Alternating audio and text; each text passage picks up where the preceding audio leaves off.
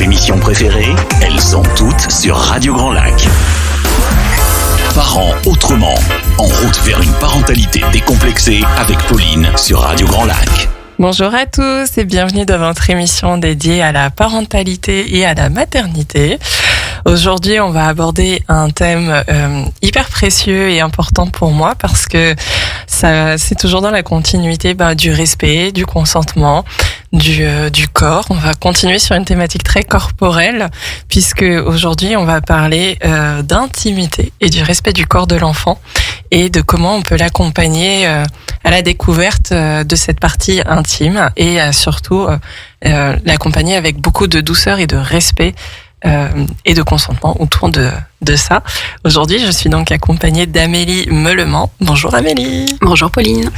Alors Amélie, tu es médecin biologiste, mais pas que ça, tu es aussi coach parental et intervenante dans l'association Stop VEO, dont on a déjà parlé ici. Je vous invite, si vous êtes intéressés par ces sujets-là, mais que vous ne les avez pas écoutés en direct, vous pouvez tous les retrouver sur la chaîne YouTube de Radio Grand Lac et la chaîne Parents Autrement sur Spotify, Deezer et Apple Podcast.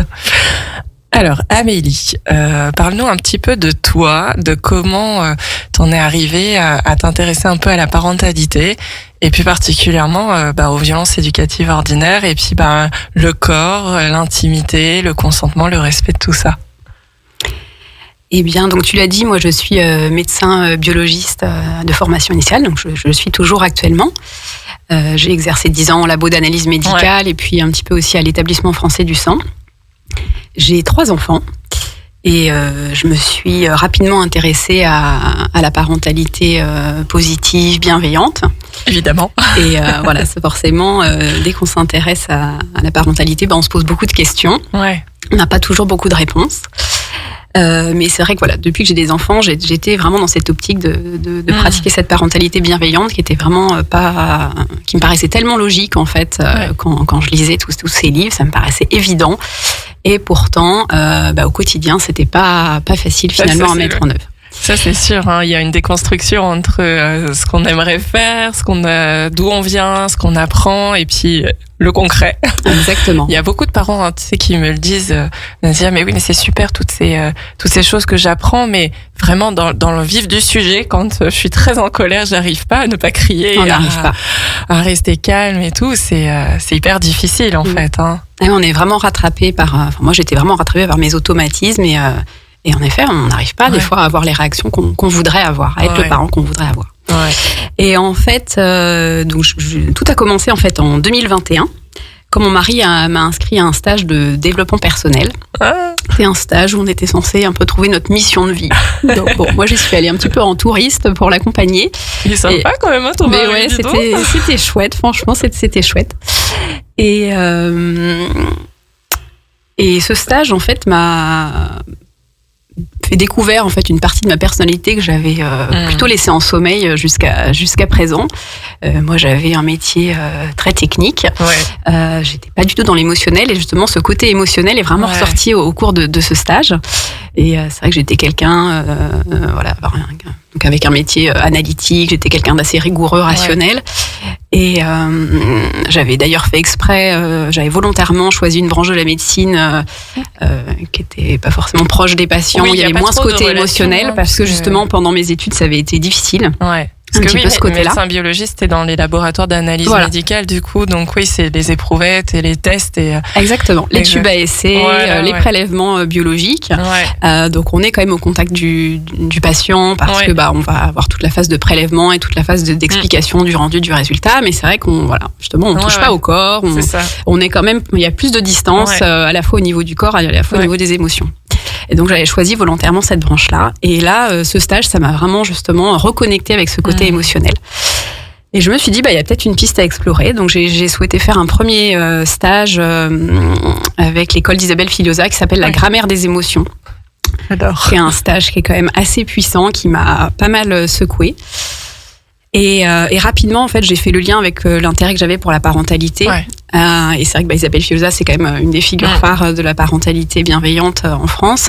Et ça m'a donné envie de m'inscrire à sa formation. Elle propose une formation de coach consultant en éducation et parentalité, qui s'axe surtout sur l'approche empathique de l'enfant. Ouais.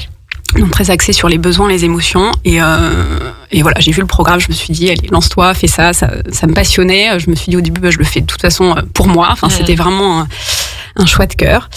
Et en fait, donc cette formation, elle a duré plus de 2 ans quand même. C'était un long investissement, mais ça m'a vraiment transformée. Ça a complètement changé ma vie.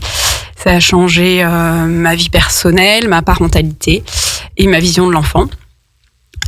Parce que justement, ça introduit au quotidien des notions comme les émotions, les besoins, l'empathie. Et c'est vrai que voilà, mettre ça au quotidien dans sa vie, ça change tout. Le mettre en pratique, ouais, c'est ça. Ce qui est chouette, c'est que tu as fait ça, mais avec des enfants aussi en bas âge, donc tu pouvais tout de suite mettre en pratique ce que tu étais en train de transformer, d'apprendre et le tester sur tes enfants et peut-être voir que ça peut marcher. Exactement. Alors ça n'a pas été facile, même au cours de la formation. Voilà, c'est pas parce qu'on apprend qu'on peut mettre en pratique. C'est vraiment un travail sur soi. Ouais. En parallèle, j'ai continué une thérapie aussi. J'ai énormément lu, notamment des ouvrages de Marion Querc, forcément Filiosa, Catherine Guéguin, et puis Alice Miller m'a énormément marquée. Et voilà, tout ce contexte-là a fait que j'ai complètement changé ma vision de l'enfant. Et aujourd'hui, je suis vraiment heureuse et fière, je pense que je peux le dire aussi, d'éduquer mes enfants de manière non violente. Ouais. Ça a complètement changé le climat à la maison. On a vraiment une relation globalement, parce que je dis pas qu'on s'énerve jamais. Enfin voilà, c'est pas ça la parentalité positive, c'est pas être lisse et jamais énervé, mais c'est savoir exprimer ses émotions, ses besoins. Chacun peut le faire, y compris les enfants, et pour des relations plus harmonieuses.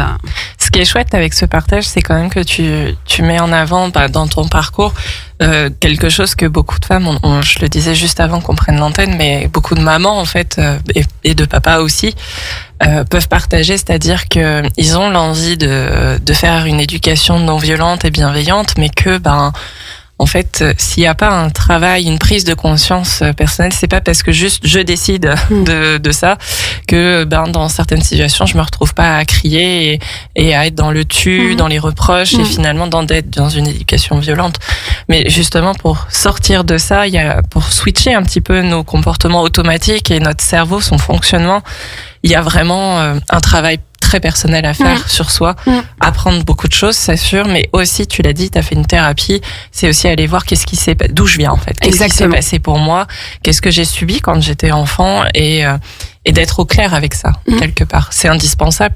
T'es d'accord avec ça? Ouais. Je suis tout à fait d'accord. Et pour moi, d'ailleurs, cette parentalité bienveillante, c'est tout d'abord une parentalité consciente, où justement, on n'est plus dans les automatismes, on n'est plus dans la reproduction des schémas qu'on a pu vivre enfant, dans un peu les dictats que certains peuvent encore donner sur l'éducation.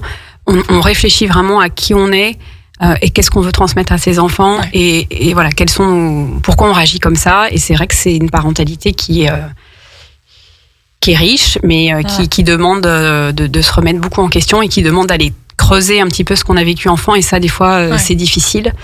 Mais il faut aussi être bien accompagné pour aller creuser ça. Je sais qu'il y en a pas mal qui proposent des thérapies de l'enfant intérieur, etc. Exactement. Mais je sais pas ce que toi t'as suivi et si tu veux en parler ici. Mais des fois c'est important aussi d'être vraiment bien accompagné sur ce sujet-là, parce qu'on peut rester très vite en surface en fait et des fois dépenser beaucoup d'argent dans une thérapie qui n'amène pas le résultat escompté, parce que comme tu dis, il faut aller vraiment en profondeur et creuser certaines choses pour se révéler à soi en fait et pouvoir shifter de comportement.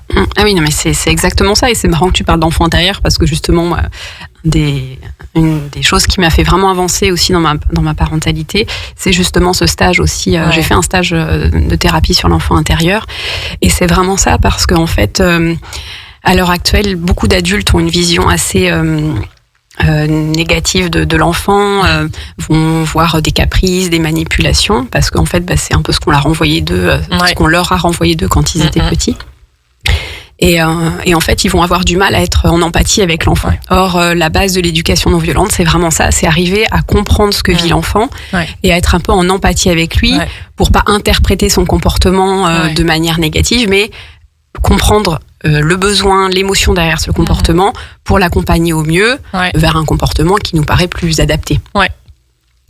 Et en fait, c'est ça, c'est qu'à partir du moment où on comprend ce qu'on a vécu enfant et on a de l'empathie, en fait, c'est ça, c'est vraiment être empathique avec les autres, c'est d'abord être empathique avec soi-même. Ouais. Et vraiment, quand on a de l'empathie pour ce petit enfant intérieur, quand on comprend la souffrance qu'on a vécue petit, alors on n'a pas tous été violentés, battus, mais quand même, voilà, bon, j'ai pas eu une enfance difficile, mais après, on a tous des blessures émotionnelles, en fait. Ça. La violence verbale, elle est très forte et très puissante. Hein. Enfin, elle vient tout de suite diminuer l'estime de soi de la personne. Donc, c'est tellement précieux. Et c'est ça un petit peu aussi le mouvement des violences éducatives ordinaires, c'est de permettre de sortir de ces violences verbales.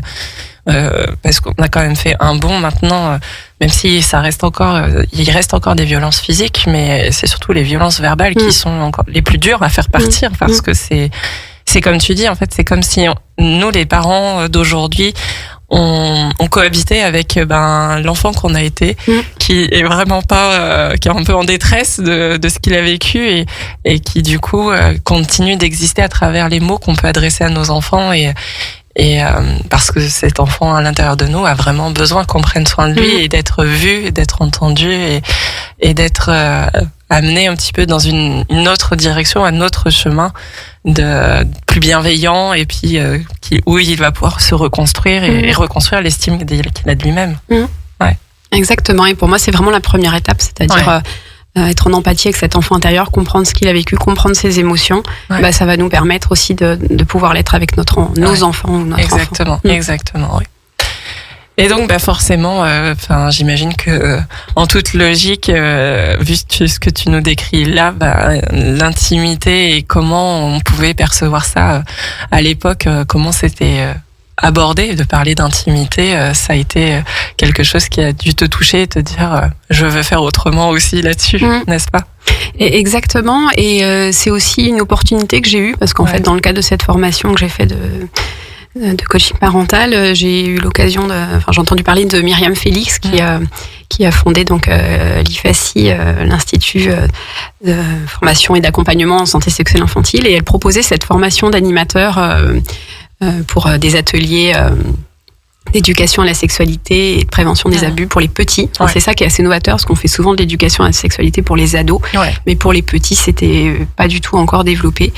Et vraiment, j'ai beaucoup accroché avec son approche, toujours pareil, qui était très bienveillante et très ludique et vraiment adapté avec un contenu qui était vraiment chouette pour les petits.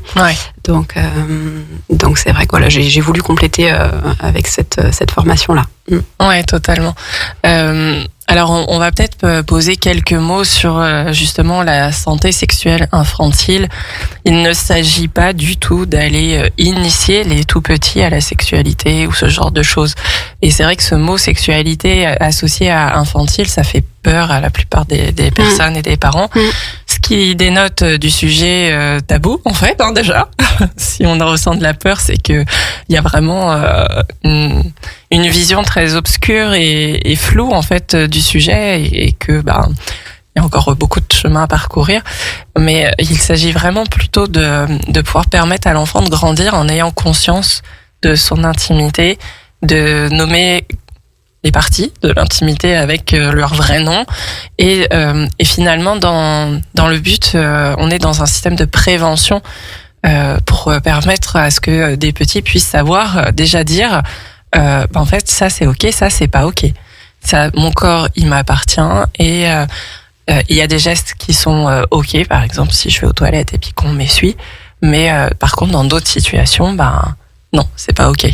Et de pouvoir leur transmettre ça, j'imagine, je sais pas s'il y a des statistiques, mais qui permettent maintenant que des enfants en fait qui sont victimes d'abus puissent être pris en compte bien plus tôt en fait dans le processus, on va dire, de vie.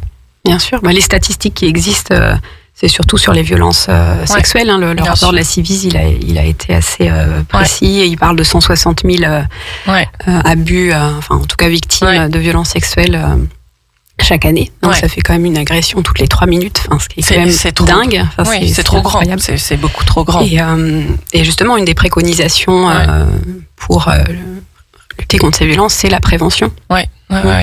Surtout que il y a peut-être une tendance à croire que ça vient toujours dans le cercle familial, mais pas forcément, parce que ça peut être très bien...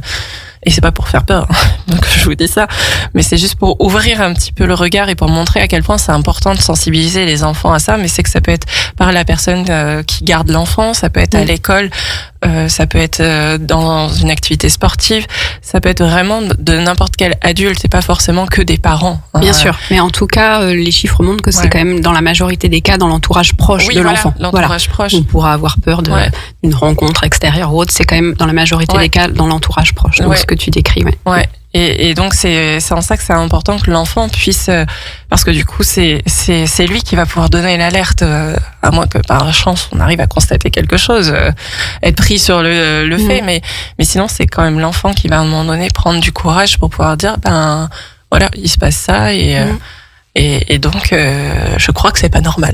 Exactement. Mais pour qu'il en arrive à ça, il faut qu'il ait participé à des ateliers de prévention, l'info puisse lui arriver. Et c'est aussi un enfant qui a appris qu'il avait le droit de dire non. Ça, c'est vraiment important parce qu'on a tendance souvent à vouloir que les enfants obéissent.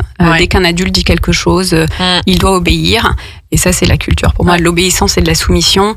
Et voilà, pour moi, c'est dangereux parce que justement, un enfant, il a des droits, il a un ressenti propre. Et notamment dans ces cas-là, où un adulte a un comportement déplacé, un enfant, il doit avoir compris qu'il a le droit de s'opposer à l'adulte. Et donc, c'est vraiment important. Donc, bien sûr, on va lui parler du consentement. Mais voilà, c'est aussi la base...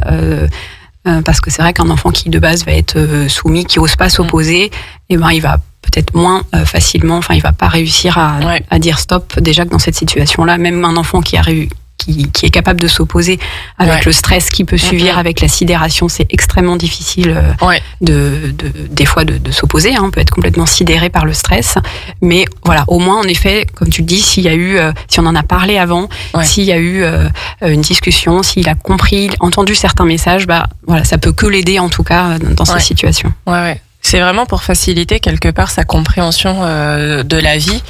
Et même si l'enfant n'est pas du tout victime d'abus à l'heure actuelle où il participe à un atelier de prévention, c'est aussi pour participer à construire des adultes en devenir qui respectent en fait le consentement, le corps de l'autre et son propre corps en fait. Bien sûr. Et ça c'est quelque chose où même si il y a des grands mouvements qui se sont mis en place et que maintenant on avance sur le consentement et sur ce genre de choses. Mais pour moi, c'est aussi dès tout petit qu'il faut que ça puisse être intégré, en fait. Bien sûr. Et justement, si on leur explique pas, c'est comme tout. On leur explique comment il faut traverser la rue, on leur explique comment on se tient à table.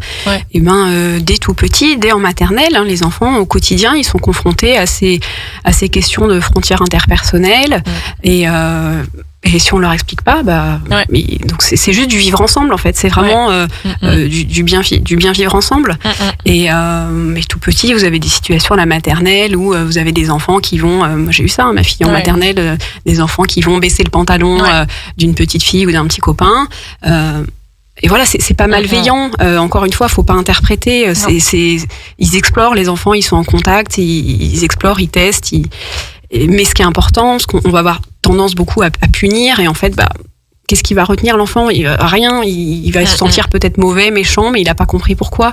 Donc c'est vraiment important d'expliquer en effet ce qui se fait pas, le respect du corps de l'autre, le respect de son propre corps, et en effet de faire se mettre aussi à la place de l'autre. Voilà, toi, qu'est-ce que tu ressentirais si on baissait ton pantalon ? Enfin voilà, c'est important, c'est les débuts de l'apprentissage de l'empathie, du respect, mais ça se fait tout petit et ça peut se faire tout à fait par des mots simples, adaptés à l'âge de l'enfant et avec bienveillance, sans stigmatiser exactement. les situations en fait. Là, tu redécris exactement ce qu'on a pu dire dans les émissions précédentes sur la CNV, la communication non violente, et sur les violences éducatives ordinaires, c'est de ramener le dialogue en fait avec les deux enfants, celui qui a eu le pantalon baissé, celui qui l'a fait, et que tous les deux puissent regarder les faits, nommer ce qu'ils ressentent, et puis comprendre pourquoi c'est pas ok, et qu'est-ce qu'il conviendrait de faire, comment je peux réparer ce que je viens de faire, et en fait dialoguer sur le sujet et qu'il ait appris quelque chose, plutôt qu'en effet où la punition ne va pas permettre à l'enfant d'avoir intégré que ça ne se fait pas de baisser le pantalon d'un autre enfant, parce que voilà toutes les sortes de réactions que ça peut provoquer, c'est déjà pas agréable, et que c'est aussi le respect de son intimité, de son corps, quoi. C'est important. Tout à fait. Ok. Donc du coup, tu vas pouvoir nous parler dans la suite de l'émission de cet atelier que tu as démarré il y a quelques mois. Je crois que tu en as déjà fait 2, non ? J'en ai fait quelques-uns. J'en ai fait 2 à l'Espace Aurore. Oui, c'est ça, à Aix-les-Bains. Voilà, j'ai un cabinet à l'Espace Aurore. Et puis j'en avais fait aussi à la MJC d'Aix-les-Bains au mois d'octobre. Il y a aussi ça, ouais. Voilà. Cet atelier qui s'appelle Mon corps, les autres et moi, et qui est un atelier parent-enfant, c'est ça. C'est pas le parent peut rester donc et écouter aussi et dialoguer avec son enfant sur tous ces sujets qui sont où finalement là tu vas pouvoir les accompagner dans le dialogue, parce que on va être d'accord, parler d'intimité avec son enfant, c'est pas quelque chose de facile au début. On peut se sentir très maladroit. Quels mots je dois utiliser ? Comment je peux parler ? Qu'est-ce que je dois dire ou pas dire ? Est-ce que je dois m'arrêter à certains endroits ? Enfin, voilà, on est un peu pris au dépourvu quand ce sujet arrive. Et donc, c'est assez chouette de pouvoir participer à un de ces ateliers où finalement, là, l'enfant va trouver toutes les réponses, enfin pas toutes les réponses, mais une majorité de réponses à laquelle il se pose, et aussi le parent va pouvoir le soutenir dans ça. Exactement. Ouais. Et ce sont des ateliers là qui sont pour les petits. Alors je peux en faire pour les plus grands, et pour l'instant c'est vrai que j'ai fait tout pour les petits, donc les 4-6 ans. 4-6 ans. Et c'est vrai que les 4-6 ans, c'est vraiment important que les parents soient là. Ouais. Déjà parce que l'enfant il est plus sécurisé avec son parent. Bien sûr, faire un atelier avec une personne qu'il connaît pas et qu'on le laisse avec cette personne, c'est pas très sécurisant pour l'enfant. Donc c'est important que le parent soit là. Et c'est important aussi que le parent soit là parce que, comme tu le dis, il va pouvoir un peu modéliser la manière d'aborder ces sujets.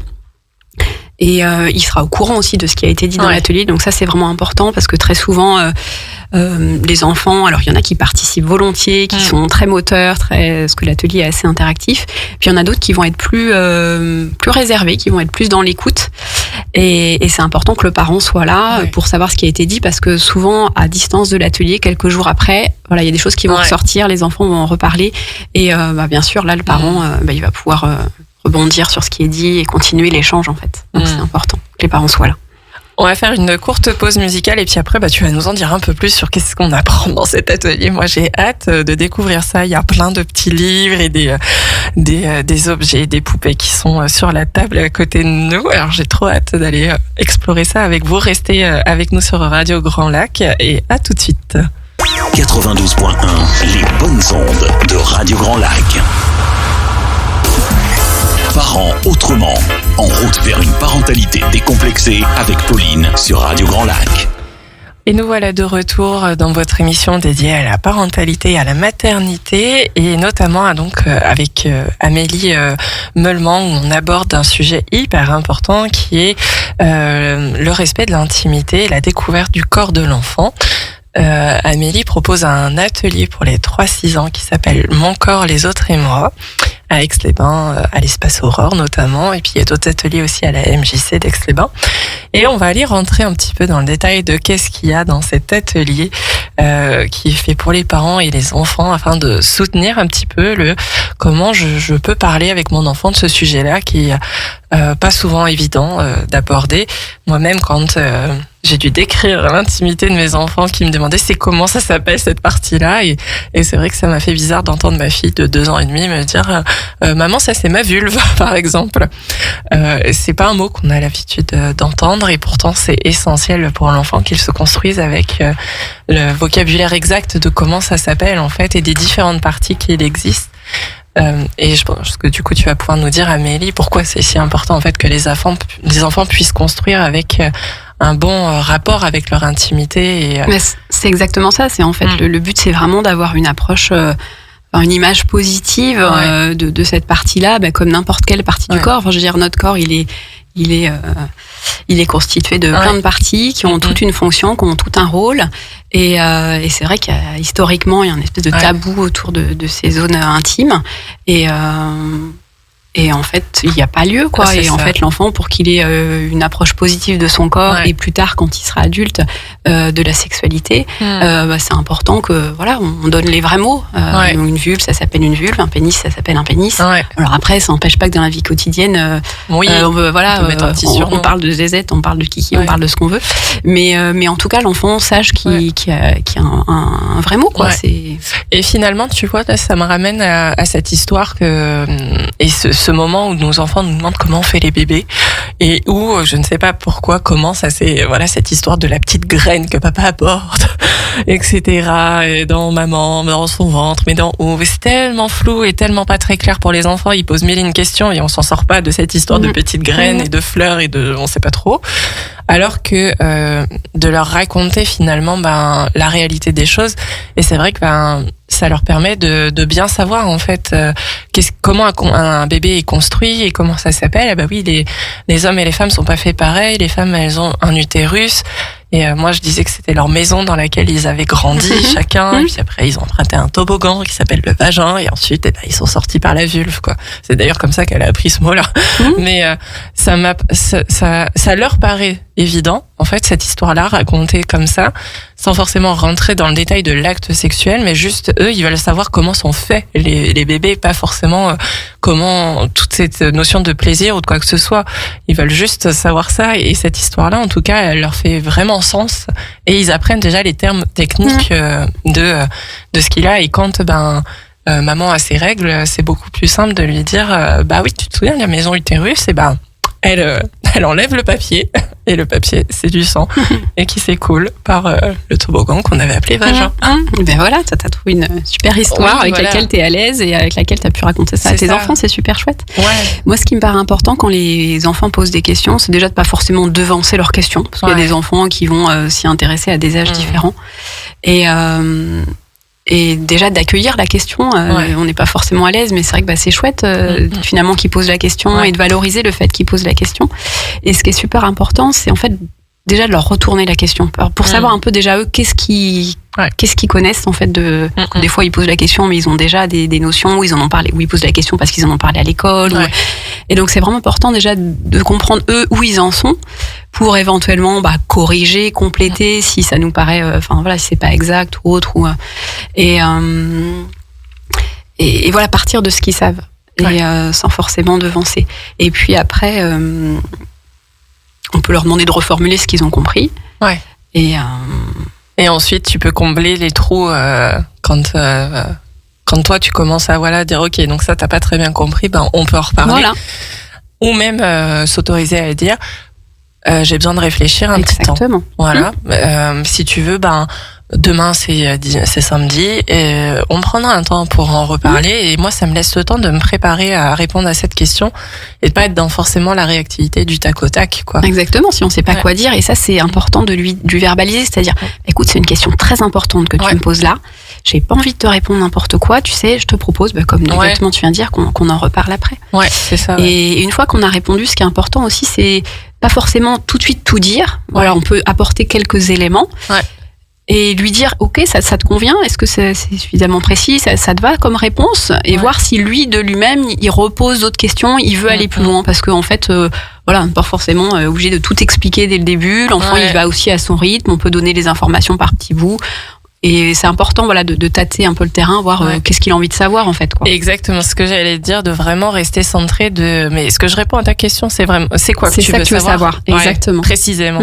Parce que souvent on a tendance à s'embarquer dans des descriptions sans fin et en fait l'enfant n'a toujours pas sa réponse parce que lui ce qu'il veut savoir c'est juste ce petit bout là. Exactement. Ok. Donc, cet atelier, il est fait en 2 parties, c'est ça? Tu as une première partie sur les émotions et une autre partie, et donc le consentement, et une autre partie sur l'intimité, le corps et tout ça. Exactement, parce que initialement j'avais pas mis la partie sur les émotions, j'avais un seul atelier où je parlais du consentement et de l'intimité, celui que j'ai fait à la MJC en octobre. Et en fait j'étais un peu frustrée parce que je me suis rendu compte que tout ce côté émotion était quand même hyper important, parce qu'en fait c'est à la base, quand on parle de consentement, moi j'explique que c'est le fait d'être d'accord avec quelque chose, mais pour savoir si on est d'accord, en fait c'est important de regarder comment ça fait dans notre corps. Est-ce que ça nous fait oui ou est-ce que ça nous fait non?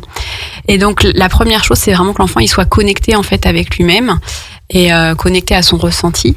Et donc c'est vrai que c'est important de parler des émotions, parce que c'est un peu la base, le ressenti. Est-ce qu'on est en colère, est-ce qu'on est joyeux, est-ce qu'on a peur, et donc ça c'est important, je trouve, de faire un petit temps là-dessus. Je commence toujours mes ateliers aussi par un petit temps méditatif, alors adapté aux enfants, justement pour un peu les connecter à ça. Voilà, un peu se poser et commencer dans mon corps. On fait une petite météo intérieure, commencer à l'intérieur, parce que les émotions c'est dans le corps aussi, donc ça fait partie du corps. Exactement. Ok, top. Et du coup, après, donc, l'enfant va donc découvrir, pour certains, j'imagine en plus des tout petits, ça peut être vraiment une découverte de toutes ces émotions, de ces sensations corporelles et de à quoi elles servent, leur existence, etc. Et ensuite, le consentement, c'est quelque chose qui est pas facile à expliquer à un enfant, parce que c'est vrai que, comme tu le disais tout à l'heure, le consentement, c'est le droit de dire non. Et que depuis tout petit, quand ils sont en train de nous dire non, on n'est pas très arrangés qu'ils nous disent non, et on fait tout pour qu'ils nous disent oui. Donc c'est comme une notion qui est comme curieuse pour eux d'apprendre, n'est-ce pas? Ouais, c'est tout à fait ça. Et donc c'est vrai que c'est il y a un livre qui est génial qui s'appelle Dak ou pas Dak, que vous pouvez vraiment lire avec les tout petits, même de 1 an et demi, 2 ans, parce qu'il est très court et qui permet d'introduire cette notion du consentement. Et c'est simplement l'histoire d'une petite fille qui arrive chez la nounou puis qui n'aime pas du tout les bisous. Et chez la nounou, il y a une autre enfant qui adore faire des bisous. Et forcément, quand quelqu'un arrive, naturellement, elle va lui avoir et dire bonjour, et elle lui fait un gros bisou. Et puis la petite fille se met à pleurer. Et là, c'est un peu le drame. Et les deux, à la fois, il y en a une qui du coup n'a pas apprécié d'avoir un bisou parce qu'elle aime pas ça, et l'autre qui comprend pas pourquoi, qu'est-ce qu'elle a fait de mal, etc. Et c'est là où du coup on pose le fait que un enfant n'aime pas un bisou, comme cet enfant qui a fait ses bisous, elle aime pas qu'on la chatouille. Et donc de comprendre, ah oui, en fait, tous les enfants sont pas comme moi, et finalement je dois demander avant. Est-ce que je peux te faire un bisou? Et puis l'enfant a le droit de dire oui ou non, en fait. C'est tout à fait ça. Je pourrais tout à fait utiliser cet album dans l'atelier, parce que justement les enfants, ça leur parle d'utiliser un album pour après s'identifier et parler de leur vécu, et c'est tout à fait des thèmes que j'aborde dans l'atelier. Alors moi j'utilise pas Dak ou pas Dak, j'utilise un album qui a été créé par la fondation Marie-Vincent, qui est une fondation québécoise, qui s'appelle La Bulle de Miro, mais ça reprend ce genre de situation. En fait, c'est la journée d'un petit garçon à l'école maternelle qui exactement ce que tu décris, c'est-à-dire quand il arrive, il y a son meilleur copain qui lui saute dans les bras et qui lui fait un gros bisou, et lui il a pas du tout envie. Après, peu de temps après, il fait la sieste, il y a sa copine qui veut le coller sur son matelas, lui il a envie qu'on le laisse tranquille, en fait il a envie qu'on respecte sa bulle, c'est justement ce qu'on explique dans l'atelier. Qu'est-ce que c'est une bulle, comment je peux dire que j'ai pas envie qu'on rentre dans ma bulle, comment maintenir la distance qu'on a envie d'avoir avec les autres, et comment le dire de manière bienveillante. Et à la fin de l'atelier, à la fin de l'histoire, pareil, la voisine dans la rue qui le prend et qui lui fait un gros bisou, qui lui caresse les cheveux alors qu'il n'a pas envie. Et donc c'est ce support justement après qui permet d'échanger avec les enfants. On se questionne, alors comment est-ce qu'il a passé une bonne journée, Miro, pourquoi? Et donc j'invite vraiment les enfants à échanger un petit peu, à intervenir. Ça sera interactif. Ce qui est génial en plus dans ce support-là que tu utilises dans ton atelier Mon corps, les autres et moi, c'est que du coup ça permet à l'enfant aussi de comprendre que peut-être si un autre enfant le repousse un peu, c'est peut-être parce qu'il a besoin d'être dans sa bulle. Et ça, c'est super, parce que ça commence à nourrir la relation à l'autre et l'empathie. Ah oui, en fait, j'ai compris cette notion de bulle, je peux me l'appliquer à moi, mais les autres enfants aussi, ils ont leur bulle, en fait. Donc peut-être que des fois, je rentre dans leur bulle sans savoir, et que c'est pas qu'il ne veut plus de moi et que ça y est, je suis plus son copain de toujours.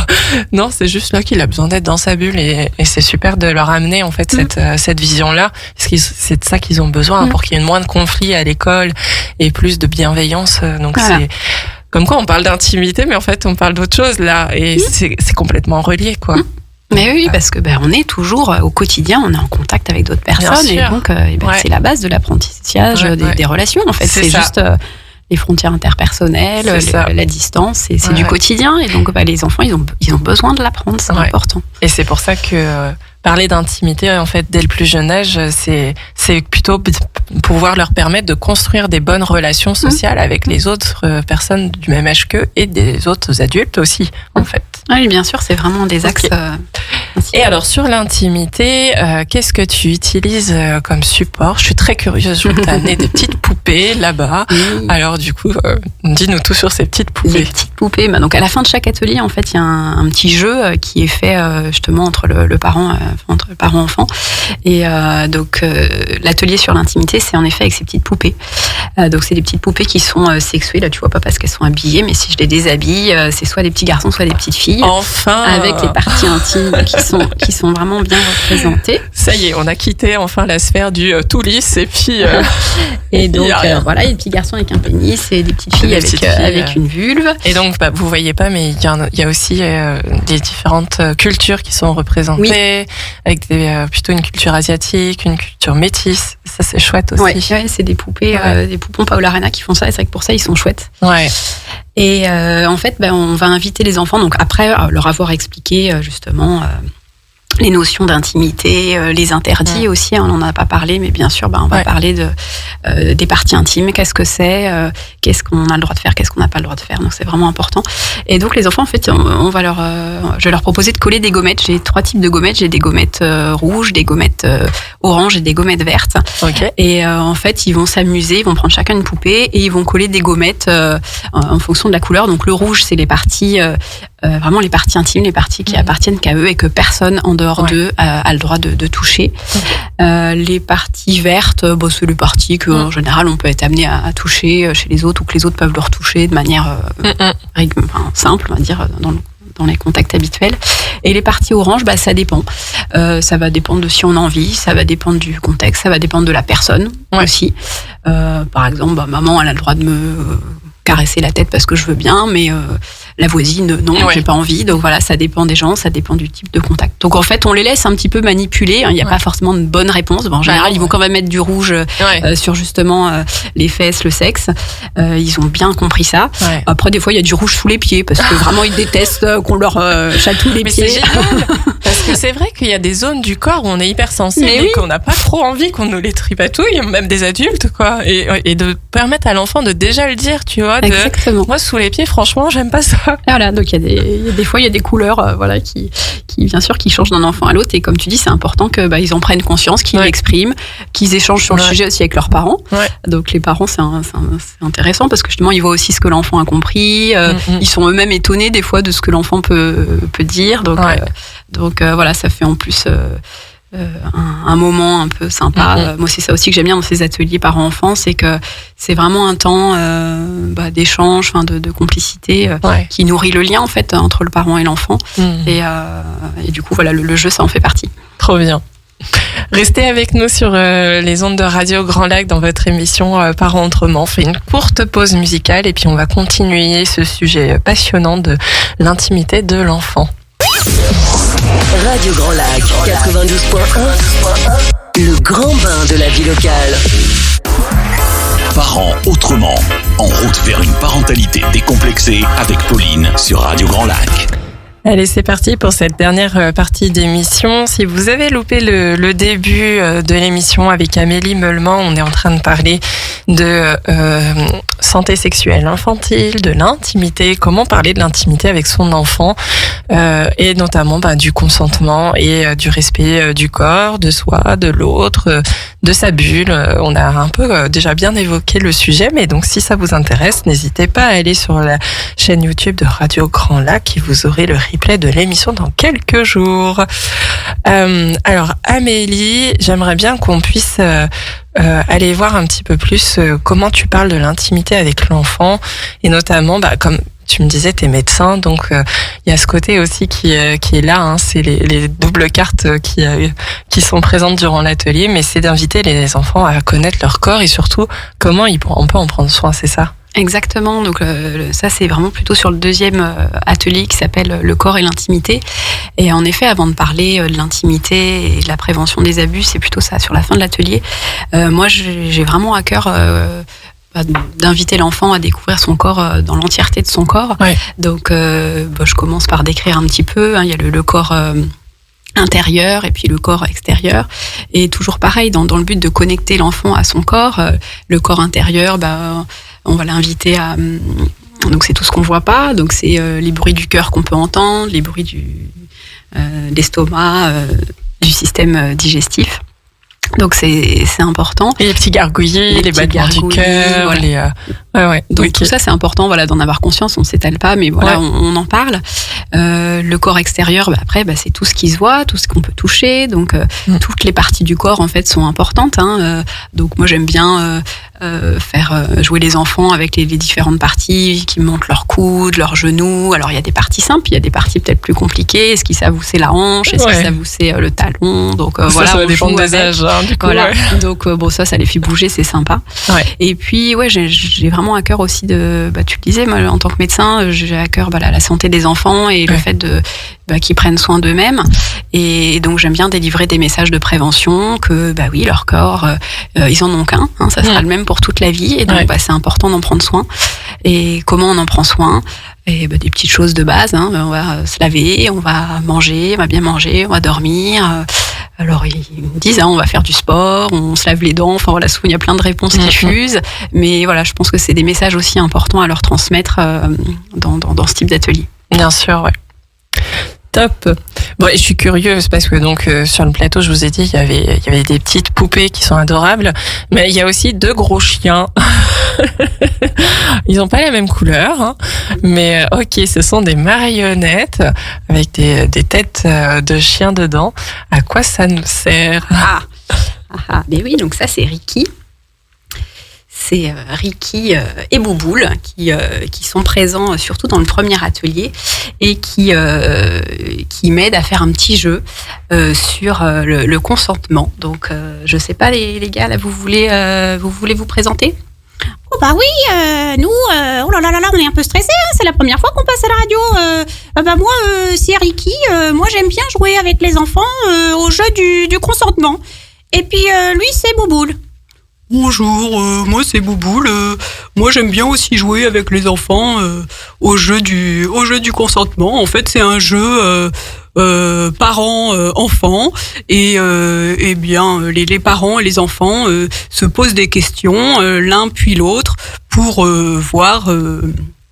Pour se demander en fait s'ils ont envie de faire quelque chose. Par exemple, est-ce que tu veux un bonbon, ou est-ce que je peux te faire un massage, et voilà, c'est assez rigolo. Oui, c'est très sympa. Bon, nous, on s'en va, on retourne pour notre prochain atelier. Merci Ricky et Bouboule. J'adore. Voilà, on s'amuse comme on peut, même quand on est grand. Mais c'est génial. C'est quand même super d'aborder tous ces sujets importants avec autant de joie et et puis d'amusement. Ils doivent trop rire, les enfants. Mais les enfants, ils aiment bien. Et c'est vrai que moi, ça me fait rire aussi. Mais les enfants, ils aiment bien. Et c'est vrai que ce côté marionnette, justement, des enfants qui, au début de l'atelier, osent pas forcément participer, sont assez près de leurs parents et sont un peu intimidés. Dès qu'on sort Ricky et Bouboule, alors là, vous avez en général les sourires jusqu'aux oreilles, et puis ils commencent à un peu se détendre et plus participer. Donc c'est vrai que c'est un bon outil pour les petits, les marionnettes. Trop bien, trop bien, trop bien. Ok. Alors ensuite, je voudrais bien qu'on aborde un petit peu les différentes ressources, parce que là vous avez découvert un super atelier, peut-être ou pas, vous allez pouvoir y participer, et en attendant comment vous pouvez faire, parce que même et d'ailleurs je vous invite à faire, c'est participer à l'atelier et à vous équiper de ressources, parce que parler de ce sujet-là sans support et puis juste vous avec votre tête, ça peut être très compliqué. On peut se sentir très seul des fois. Donc ne vous sentez plus seul et achetez des livres qui parlent de l'intimité, n'est-ce pas? Mais oui, il y en a des super chouettes. Moi, c'est vrai que les premiers que j'ai utilisés, que j'ai connus, c'est les petits illustrés de l'intimité. Donc il y a 3 tomes. Il y en a un qui est plus sur l'anatomie des garçons, l'autre des filles. Mais après, chaque tome, de toute façon, reprend globalement les mêmes thèmes. Il y a initialement l'anatomie d'un sexe puis de l'autre, mais après ça aborde justement les notions de pudeur, de consentement, comment on fait les bébés, l'accouchement, les règles. Donc voilà, c'est vraiment toutes les questions qu'on peut avoir envie d'aborder avec les enfants. Et surtout, ce qui est assez chouette, c'est la différence, quoi. De savoir que au niveau de la poitrine, les seins, ils ont pas tous la même forme. C'est pareil pour la vulve et puis pareil pour les pénis et les testicules, ils ont tous des formes différentes en fonction des êtres humains, et ça permet d'amener de la diversité en fait, parce qu'on a tous grandi avec le dessin classique très schématisé, mais qui ne varie jamais d'une personne à l'autre, et donc dans notre esprit en fait il y a comme une référence qui se construit, et bien souvent quand on se dit moi mes seins sont pas pareils que sur le dessin, j'ai un problème. Alors que là, ce que je trouve chouette, c'est que non, en fait t'as pas de problème, ils ont tous des formes différentes, donc voilà, on peut s'accepter comme on est parce qu'on est unique, et c'est ça qui est beau. Donc ça c'est assez chouette, ouais, en effet. Ah ouais, et puis c'est que des dessins, donc c'est vrai que le visuel est assez chouette, je trouve, dans oui, ces c'est ça. Il n'y a pas de photos du tout, c'est vraiment c'est pas des photos, et c'est des beaux dessins qui permettent, ils sont assez travaillés pour que ça soit proche d'une réalité, mais sans que ce soit une vraie photo, quoi. Et ça permet justement à ce que tu dis, d'intégrer toute la diversité des formes, et des couleurs. Donc ça, c'est le petit illustré de l'intimité. Vous choisissez le modèle que vous avez envie, et donc c'est Mathilde Baudy et Tiffaine Dieu-me-garde qui ont fait ces ouvrages. Ils sont trop bien. Il y en a une autre personne, on peut pas parler de sexualité sans la citer, évidemment, c'est Charline Vermont. Vous la retrouvez sur les réseaux sociaux sous le nom d'Orgasme et moi, qui a fait plusieurs tomes. Puis là, on a celui que tu as amené sur le corps, l'amour, la sexualité, les 120 questions que vos enfants vont vous poser. Celui-là, il est pour les 5 ans à 14 ans. Et vraiment, moi je l'ai aussi à la maison, celui-là, et je trouve qu'il est super chouette pour petit à petit en fait répondre à ces questions que l'enfant va d'un coup se poser. Ça fait un livre de tiens, je sais pas, on va aller voir dans le livre s'ils en parlent. Et puis on cherche un peu, et c'est assez bien organisé pour qu'on puisse cibler c'est quoi vraiment la question précise, ce qu'on disait tout à l'heure, de pas se lancer dans plein d'explications, et juste ok, c'est quoi vraiment ta question, comme t'as expliqué. D'abord, toi t'en penses quoi? Et ça, Charline, je crois qu'elle le redit dans son livre d'accompagner aussi, ce fameux je te retourne d'abord la question, puis après ok, on va en parler. Et puis même vous avez le droit de dire écoute, il y a ce livre qu'on a acheté justement pour répondre à ça, tu me laisses un temps pour trouver où se trouve la réponse appropriée, et puis quand je l'ai trouvée, on en reparlera et je te dirai ce qui est dessus, quoi. Et c'est ça qui est chouette dans ce livre, parce que qui est à destination des parents en priorité, mais en effet, comme tu dis, on peut l'utiliser comme support pour en discuter avec les enfants. Mais du coup, il y a toute une partie adressée aux parents sur justement comment aborder ces sujets, quelles peuvent être leurs appréhensions, et donc il y a plein de petits tips sympas pour aborder ces sujets. Ces grands sujets. Et c'est encore une fois la perspective, c'est de maintenir le dialogue, en fait. Maintenir le dialogue pendant l'adolescence, où on va peut-être être confronté en tant que parent à des situations très complexes qu'on n'a nous-mêmes pas connues, parce qu'ils font des choses beaucoup plus avancées que ce qu'on faisait nous à leur âge. Et donc c'est de maintenir le dialogue pour que l'enfant ado puisse se sentir en confiance d'aborder ce sujet avec nous, de comprendre que ce sujet, il est pas tabou dans la maison, qu'on a des supports, on a des choses, pour accompagner la discussion, et que, comme on en a déjà bien parlé, l'enfant, il sent que déjà il y a de l'ouverture, chose que nous, peut-être quand on était enfant, on n'a pas senti qu'il y avait d'ouverture, parce que c'était clairement pas des questions qu'on pouvait poser et auxquelles on avait des réponses, et du coup, la conséquence de ça, c'est qu'on va se couper du rapport à nos parents, et des fois même se mettre en situation très dangereuse. Et c'est bien de pouvoir au contraire maintenir le dialogue avec son parent pour avoir du soutien, en fait, parce qu'on n'empêchera pas les ados de faire des expériences dangereuses, mais avoir du soutien pour traverser cette expérience-là, c'est quand même précieux pour un enfant.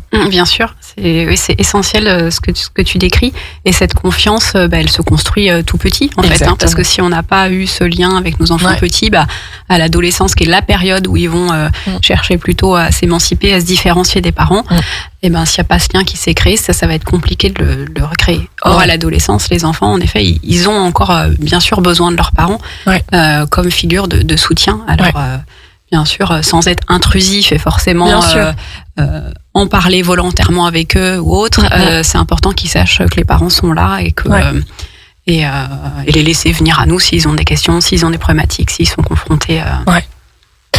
Donc voilà, c'était vraiment un sujet. Oh, je vois qu'il y a un livre dont on n'a pas parlé, mais qui a un titre qui est quand même hyper drôle.